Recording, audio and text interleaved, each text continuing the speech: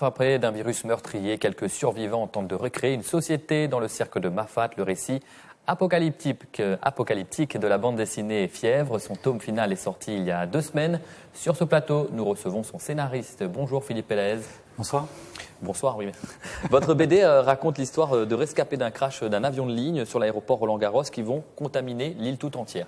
Voilà, ça c'est le postulat de départ, c'est-à-dire que vous avez un crash donc, qui amène la fièvre, le virus de la fièvre de la vallée du Rift sur l'île de la Réunion. Et donc vous avez la Réunion qui est coupée du monde, le monde qui a été décimé par ce virus. Et donc j'ai imaginé qu'il y avait ceux qui mettaient la main sur les dépôts de carburant et ceux qui détenaient les stocks de nourriture. Donc il y avait un échange pétrole contre nourriture sur l'île. Et au milieu, il y avait un petit groupe de survivants qui essayaient de s'en sortir et qui vont sur Mafat, puisqu'ils apprennent que là-bas, il y a une communauté qui vit à l'écart des vicissitudes du débat et qui vit, on va dire, en autonomie. Pourquoi avoir choisi la Réunion pour raconter cette histoire ? La Réunion, déjà parce que j'y vis depuis 13 ans, donc c'est toujours plus facile quand on raconte une histoire de décrire les lieux qu'on connaît. Mais aussi de par son isolement relatif, c'était le terrain idéal pour ce récit. C'est un scénario envisageable ou c'est clairement fictif ?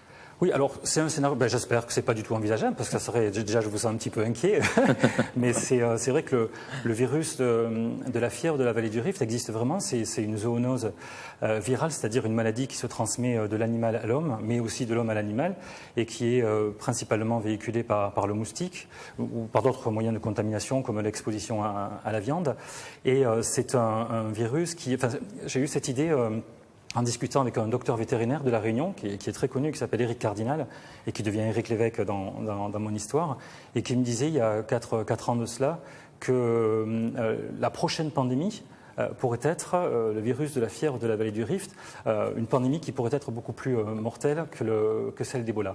Mais c'est vrai que il y a une coïncidence un peu troublante, puisque la semaine dernière, à Mayotte, il y a eu plus de 80 cas, 82 je crois, d'hommes et de femmes qui ont été infectés par le virus de la fièvre de la vallée du Rift, mais avec des conséquences assez bénignes, quoi. Je tiens à vous rassurer.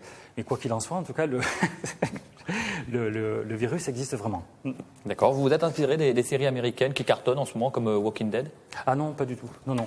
Des fois, on a besoin d'un élément déclencheur. Ça peut être la lecture d'un article, une image ou quelque chose qu'on voit, un reportage qu'on voit à la télé. Là, dans ce cas précis, c'était vraiment la discussion avec Éric Cardinal qui m'a fait imaginer ce scénario dans lequel la Réunion serait coupée du monde. Et voilà. Est-ce que le cirque de Mafat serait le lieu idéal pour recréer une société ? Alors, c'est le symbole, Mafat, c'est le symbole par excellence d'un espace protégé à La Réunion, d'un espace à l'écart, inaccessible déjà aux voitures, et qui reste vraiment authentique, dans le sens où il se tient encore à l'écart de la civilisation, dans ce qu'elle a de plus désagréable, comme le bruit, la pollution, les embouteillages. Et donc c'est vrai que c'était, pour moi, ça serait comme les esclaves marrons avant, c'est le lieu de refuge, quoi, hein, Mafat.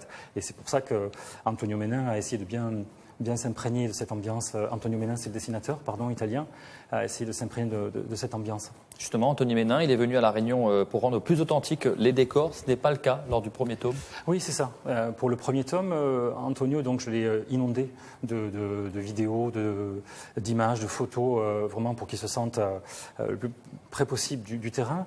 Mais il est venu au festival Cyclone BD, le festival biennal de la ville de Saint-Denis, donc en décembre 2017. Et il a pu donc faire le tour de l'île et s'imprégner vraiment des odeurs, enfin les odeurs, bon la BD on ne le sent pas trop, mais des couleurs et de l'atmosphère réunionnaise. Et ça se sent d'ailleurs beaucoup plus dans le tome 2 que dans le tome 1. Comment réagissent les Réunionnais face à cette crise ? Ils sont individualistes ou solidaires ? C'est une bonne question. Mais l'homme est profondément individualiste, mais c'est vrai que je pense que dans une île, enfin, sur une île, peut-être qu'il y a un réflexe communautaire qui fait que la solidarité et la générosité est plus importante, même s'il y a toujours, comme dans tous les mouvements de révolte, etc., des excès. Fin janvier, vous avez participé au célèbre festival de la BD à Angoulême, en métropole. Comment ce deuxième tome a-t-il été accueilli ? Très bien, il y a beaucoup comme il faisait froid, gris et qu'il pleuvait, il y a beaucoup de lecteurs qui sont venus prendre un petit rayon de soleil sur le stand des Bulles dans l'océan de mon éditeur Jean-Luc Schneider. Et donc c'est vrai qu'on a retrouvé les lecteurs qui avaient pris l'album l'année précédente et qui sont venus donc pour découvrir le deuxième, et puis d'autres personnes également qui sont venues découvrir Fièvre, surtout qu'avec le coffret ça a beaucoup boosté les ventes. Rapidement, professeur d'anglais au collège la journée, scénariste la nuit, vous trouvez le temps de dormir? Voilà, mais pas trop justement, je trouve quelques heures, mais c'est vrai que mes journées sont sûrement plus longues que les vôtres, à moins que vous dormiez peu. Mais c'est vrai que c'est surtout la nuit que, quand je suis dans le calme et le silence, que je peux écrire. Fièvre, tome 2, édité chez des Bulles de l'océan. Merci Philippe Pélez d'avoir accepté notre invitation. Connaissez-vous la colombophilie?